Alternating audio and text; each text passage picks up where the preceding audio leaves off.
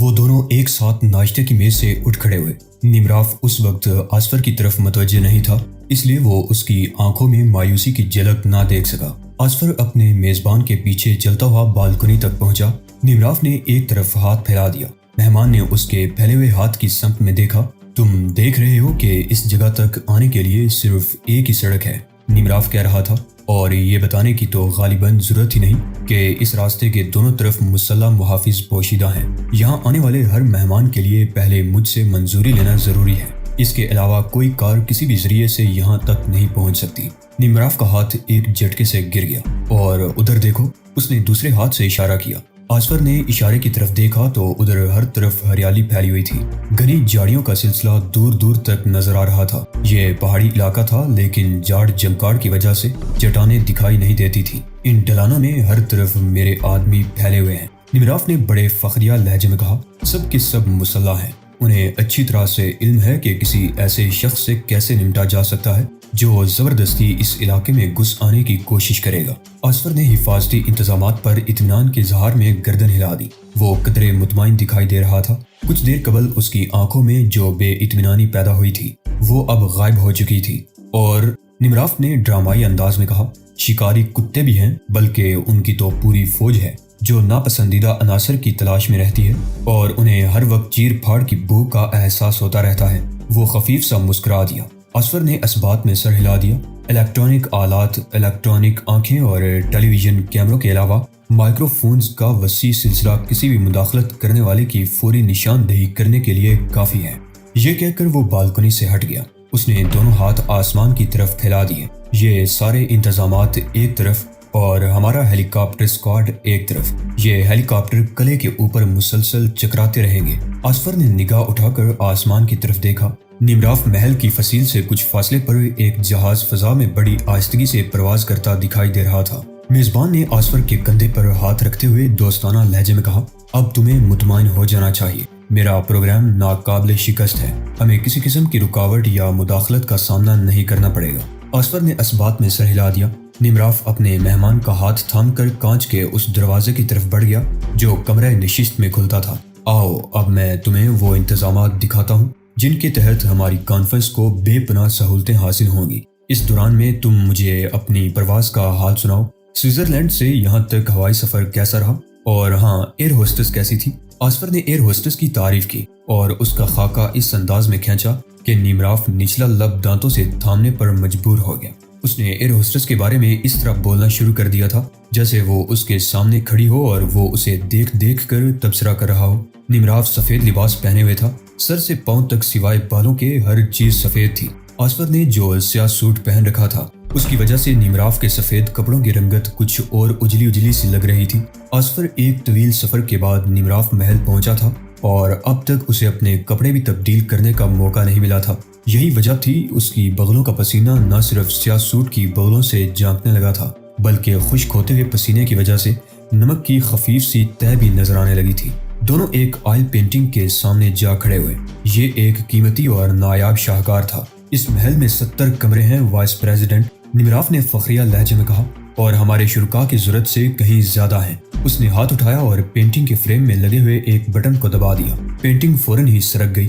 قد آدم فریم ہٹ گیا تو سامنے ایک لفٹ دکھائی دی۔ وہ لفٹ میں سوار ہو گئے۔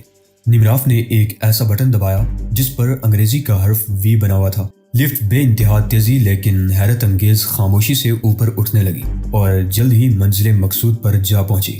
لفٹ کا دروازہ کھل گیا۔ وہ ایک وسیع و عریض کمرے میں داخل ہو گئے۔ اس کمرے کا جائزہ لیتے ہوئے وائس پریزیڈنٹ نے اندازہ لگایا کہ بلا شبہ اس کا طول 100 فٹ اور عرض 40 فٹ ہوگا۔ اس کی دیواریں بھی اسی مضبوط پتھر سے بنی ہوئی تھی جن سے پورے محل کی تعمیر کا کام لیا گیا تھا۔ کمرے میں مہاگنی کا قیمتی فرنیچر سجا ہوا تھا۔ کانفرنس ٹیبل بے حد قیمتی اور چمکدار تھی۔ اس کے گرد 40 کرسیاں ترتیب سے رکھی گئی تھی۔ میز پر ہر کرسی کے سامنے ضرورت کے مطابق لکھنے پڑھنے کا سامان موجود تھا۔ ہماری میٹنگ اس کمرے میں ہوگی، نمراف نے اعلان کرنے والے انداز میں کہا۔ 3 روز بعد ٹھیک اسی کمرے میں سب لوگ جمع ہوں گے اور یہاں ایسے فیصلے کیے جائیں گے جن کے تحت تمہیں وائس پریزیڈنٹ کی بجائے پریزیڈنٹ بنا دیا جائے گا۔ تم اپنی مملکت کے صدر بن جاؤ گے آصفر۔ آصفر کے ہونٹوں پر مسکراہٹ بکھر گئی۔ اس کے سیاہ چہرے پر سفید دانت بڑے ہی عجیب محسوس ہو رہے تھے۔ اس کی آنکھوں میں خوشی کی بے پناہ چمک تھی۔ اس کے علاوہ تمہاری قوم دنیا کی طاقتور قوموں میں شمار ہونے لگے گی۔ نمراف نے دونوں ہاتھوں کو دائرے میں یوں گردش دی جیسے وہ پوری دنیا کا احاطہ کر رہا ہو۔ وہ آسفر کو کمرے میں گھمانے لگا۔ ذرا سوچو تو صحیح آسفر، نمراف فخریہ لہجے میں کہتا رہا، ایک ایسی قوم جو جرائم کے پرچم تلے ہوگی، دنیا بھر کے مفرور مجرموں کی پناہ گاہ، ایک ایسی پناہ گاہ جہاں دنیا کی کوئی طاقت انہیں چھونے کا تصور بھی نہیں کر سکے گی، اور اس قوم کا کنٹرول تمہارے ہاتھ میں ہوگا۔ اس طرح تم دنیا میں سب سے زیادہ طاقتور آدمی بن جاؤ گے۔ تمہارے نام سے ایک عالم کپ کپایا کرے گا۔ آسفر اپنے ہی خیالوں میں کھو گیا۔ وہ نمراف کے پتلے پتلے ہونٹوں پر ایک عجیب سی مسکراہٹ نہ دیکھ سکا۔ اس مسکراہٹ میں بے پناہ سفاکی تھی۔ آسفر خیالوں سے چونک کر چھت کی طرف متوجہ ہو گیا۔ چھت سے ایک قیمتی فانوس جول رہا تھا۔ نمراف نے اس کی نگاہوں کے تعاقب میں فانوس کی طرف دیکھا اور بولا، یہ بلٹ پروف ہے، اور بتاؤ کیا تم نے کبھی اتنا خوبصورت فانوس پہلے بھی کہیں دیکھا ہے؟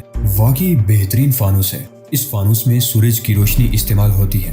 نمراف نے وضاحت کی، اس سوراخ سے کسی کو کوئی نقصان نہیں پہنچایا جا سکتا جو چھت میں نظر آ رہا ہے، کیونکہ اوپر ہیلی کاپٹر موجود رہتے ہیں۔ آسفر نے اس بات میں سر ہلا دیا۔ کیا آپ کے مہمان کل آئیں گے؟ آسفر نے سوال کیا اور کوشش کی کہ اس کے لہجے سے پریشانی ظاہر نہ ہونے پائے۔ کاروباری مہمان، نمراف نے جواب دیا، بعض مہمان تو اس وقت بھی محل میں موجود ہیں، ان میں سے ایک سے تمہیں خصوصی طور پر ملنا چاہیے۔ آؤ میں تمہیں اس سے متعارف کرا دوں۔ یقیناً تم اس طویل سفر کے بعد تھک گئے ہوگے۔ میں نے تمہاری تھکن زائل کرنے کے لیے خصوصی انتظام کر رکھا ہے۔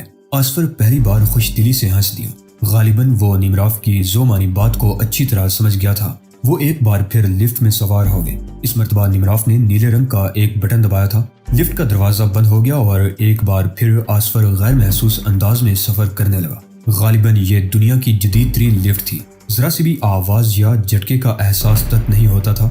وہ ایک طویل و عریض ہال وے میں اتر گئے۔ اس ہال وے کا فرش جانوروں کی کھالوں سے بنے ہوئے قالین سے سجایا گیا تھا۔ دونوں طرف قد آدم آئینے لگے ہوئے تھے اور دیواروں پر ایسے نقش و نگار تھے کہ آسفر نے کبھی خواب میں بھی نہیں دیکھے ہوں گے۔ کہیں کہیں قدرتی لباس میں مجسمے بھی نظر آئے۔ ایک ایک چیز سے دولت کا پتہ چلتا تھا۔ نمراف اپنے مہمان کو دائیں طرف کے ایک اور ہال وے میں لے گیا۔ اس ہال وے میں دونوں طرف دروازے ہی دروازے تھے۔ نمراف ایک ایسے دروازے کے سامنے رک گیا جس پر کوئی نمبر نہیں درج تھا۔ اس کا دایاں ہاتھ بلند ہوا، خفیف سی معنی خیز دستک سنائی دی، پھر اس نے خود ہی دھکیل کر دروازہ کھول دیا۔ دروازہ کھلتے ہی وہ ایک طرف ہٹ گیا۔ آسفر نے کمرے میں جھانکا۔ یہ ایک پرتعیش خوابگاہ تھی۔ اس کی چھت پر بھی آئینے لگے ہوئے تھے۔ دیواریں منکش تھیں اور ان میں بھی جا بجا قد آدم آئینے نظر آ رہے تھے۔ اتنا بڑا آرام دہ خوشنما بستر آسفر نے پہلے کبھی نہیں دیکھا تھا۔ اس بستر پر ایک خوبصورت عورت نیم دراز تھی۔ وہ دیکھنے میں لمبے قد کی مالک لگتی تھی۔ اس کی جلد کا رنگ بادامی تھا، جیسے وہ سن ریز سے غسل کر کے وہاں آ بیٹھی ہو۔ اس کے سنہرے بال روشنی کی انعکاس سے سفید نظر آ رہے تھے، لیکن ان کی چمکدار دمک اس کے حسن کو چار چاند لگا رہی تھی۔ یہ بال اس کے کندھوں پر کھلے پڑے لہرا رہے تھے۔ عورت کسی ایسی تصویر کی مانی تھی جسے خاص طور سے اس لیے بنایا گیا ہو کہ ہر شخص اسے دیکھنے کے لیے ٹھٹک جائے۔ اس نے گلاب کی پنکھڑیوں جیسی رنگت کا سبک لباس زیب تن کر رکھا تھا۔ اس کی نگاہ جیسے ہی نمراف اور آسفر پر پڑی، وہ بڑی ادا سے اٹھی اور بستر سے اتر کر ان کی طرف چلنے لگی۔ اس کا انداز خرام نشاور لگتا تھا۔ اس کے ہونٹوں میں خفیف سا خم تھا، بالائی لب تھوڑا سا کمانی حالت میں تھا۔ غالباً یہ اس کی مخصوص مسکراہٹ تھی جس کے باعث اس کے چمکدار موتیوں جیسے دانتوں کی قطار جھانک رہی تھی۔ اس نے دونوں ہاتھ استقبالیہ انداز میں آسفر کی طرف بڑھا دیے۔ دیکھا تم نے؟ نمراف نے مسکرا کر کہا، یہ تمہارا ہی انتظار کر رہی تھی۔ اس نے عورت کی طرف دیکھا اور معنی خیز انداز میں اشارہ کرتے ہوئے کہا، شکریہ۔ آسفر کو اپنا حلق خشک ہوتا محسوس ہو رہا تھا۔ یوں لگتا تھا جیسے وہ خیالوں ہی خیالوں میں اس حسین پیکر کو نگل لینے کی ناکام کوشش کر رہا ہو۔ اس کی آنکھیں پتھرائی پتھرائی سی لگ رہی تھی، جیسے اس سے سکتا ہو گیا ہو۔ نمراف نے اس کی طرف دیکھا تو وہ اسے ایک ایسا احمق ہی دکھائی دیا جس نے اپنی پوری زندگی میں پہلے کبھی کوئی عورت ہی نہ دیکھی ہو۔ بہت خوبصورت ہے نا؟ اس نے دھیمی آواز میں پوچھا۔ آسفر نے احمقانہ انداز میں سر ہلا کر تائید کر دی۔ یہ خاتون تمہارا ہر طرح سے خیال رکھے گی، نمراف نے کہا۔ مجھے اب اجازت دو۔ میرا خیال ہے تم دونوں ایک دوسرے سے خود ہی زیادہ بہتر طور پر متعارف ہو سکو گے، لیکن خیال رہے میں دوپہر کے کھانے کی میز پر تمہارا انتظار کروں گا۔ آسفر نے اس بات میں سر ہلا دیا۔ نمراف نے اسے نرمی سے کمرے میں دھکیل کر دروازہ بند کر دیا۔ وہ واپس لفٹ کی طرف چل دیا۔ لفٹ میں اس نے ایک بٹن دبایا جس پر رومن ہندسہ کندہ تھا۔ جلد ہی لفٹ کا دروازہ کھلا اور نمراف ایک ایسے حال میں اتر گیا جو اوپر والے حالت جیسا ہی تھا۔ وہ تیز تیز چلتا ہوا ایک دروازے کی طرف بڑھا۔ یہ دروازہ مقفل تھا۔ نمراف نے دروازے کا تالا کھولا۔ اندر جانے کے بعد اس نے ایک بار ادھر ادھر دیکھا، پھر پلٹ کر دروازہ مقفل کر دیا۔ اس نے جلدی سے آگے بڑھ کر ایک الماری کھولی۔ اس الماری میں سامنے ہی 36 انچ کی ٹیلی ویژن اسکرین تھی اور بٹن ہی بٹن ایک قطار میں نظر آ رہے تھے۔ اس نے 2-3 بٹن دبائے اور سامنے پڑی کرسی پر نیم دراز ہو گیا۔ اس کی نگاہ الماری میں لگی ہوئی ٹیلی ویژن اسکرین پر جمی ہوئی تھی، جس پر پہلے تو روشنی کے جماکے ہوتے رہے، پھر تصویر صاف ہو گئی۔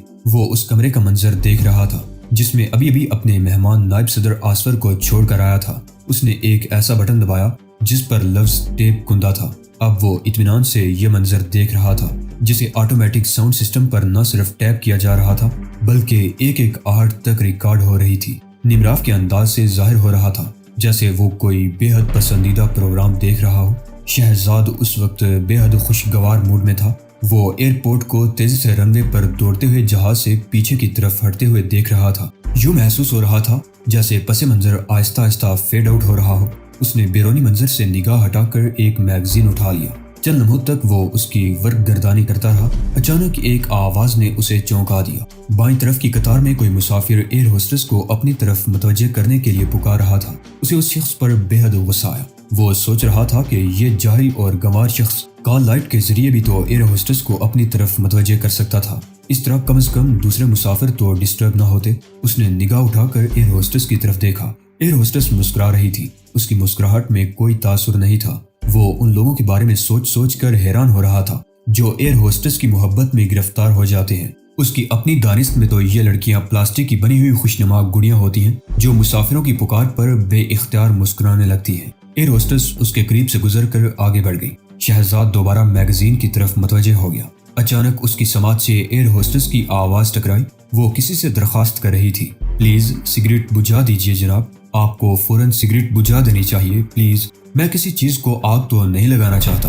جواباً ایک اور آواز بھی شہزاد کے کانوں تک پہنچی۔ شہزاد نے پلٹ کر دیکھا۔ سگریٹ نوشی کرنے والے نے سگریٹ والا ہاتھ جارحانہ انداز میں ایئر ہوسٹس کے خوشنما چہرے کی طرف اٹھا دیا، جیسے وہ تنبیہ کر رہا ہو کہ اگر لڑکی نے سگریٹ نوشی سے روکنے پر اصرار جاری رکھا تو وہ اس کا چہرہ داغدار کر دے گا۔ مجھے افسوس ہے جناب، ایئر ہوسٹس اب بھی نرمی سے کہہ رہی تھی، آپ کو فضائی کمپنی کے اصولوں کی پابندی کرنی چاہیے۔ اگر آپ نے فوراً سگریٹ نہ بجھائی تو مجھے پائلٹ سے شکایت کرنی پڑے گی، تم چاہے پوری ایئر فورس طلب کیوں نہ کر لو، میں تو سگریٹ نہیں بجھاؤں گا۔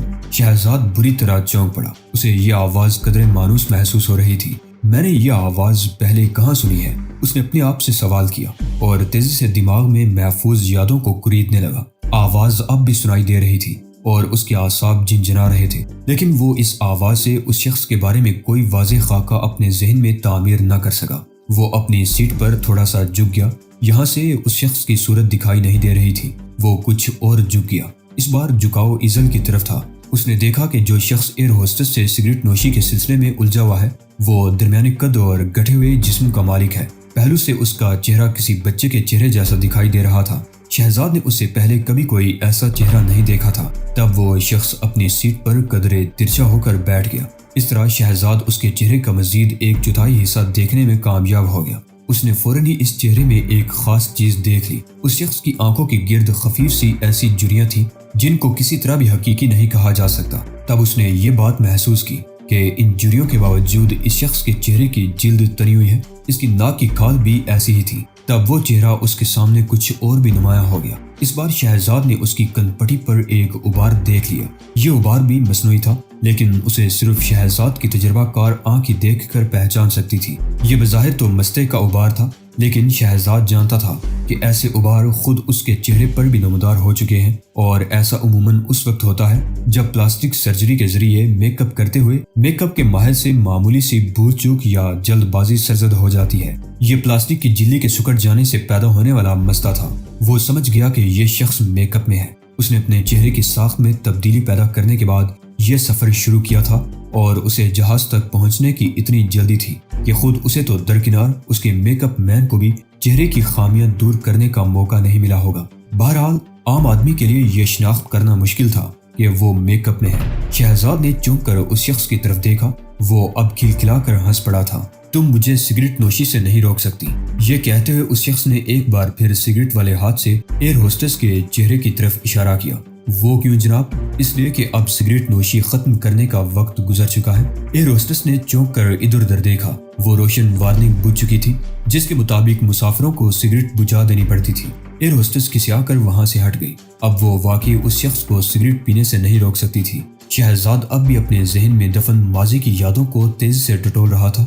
اچانک اسے سب کچھ یاد آ گیا۔ اس کے ذہن کی اسکرین پر ماضی کا ایک منظر ابھر آیا تھا۔ اس شخص سے اس کی ملاقات ان دنوں ہوئی تھی جب وہ فوج سے پولیس کی ملازمت میں آ گیا تھا۔ ایک شام اس نے چند افراد کو ایک کھلی جگہ قمار بازی میں مصروف دیکھا تھا۔ جزیرہ فردوس میں سرے عام جوا کھیلنا خلاف قانون تھا، اس لیے شہزاد نے ان افراد کو قمار بازی ختم کر کے وہاں سے اٹھ جانے کے لیے کہا تھا۔ تبھی یہ شخص بالکل اسی انداز میں اس سے الجھ پڑا تھا اور اس نے جلتی ہوئی سگریٹ اس کے چہرے کی طرف اٹھاتے ہوئے اسے دھمکی دی تھی کہ اگر اس نے اپنے کام سے کام نہ رکھا تو اسے ملازمت سے ہاتھ دھونے پڑیں گے۔ شہزاد کو غصہ آ گیا۔ اس نے نہ صرف داؤ پر لگی ہوئی تمام رقم اپنے قبضے میں کر لی تھی بلکہ ان افراد کو تھانے میں لا کر بند بھی کر دیا تھا۔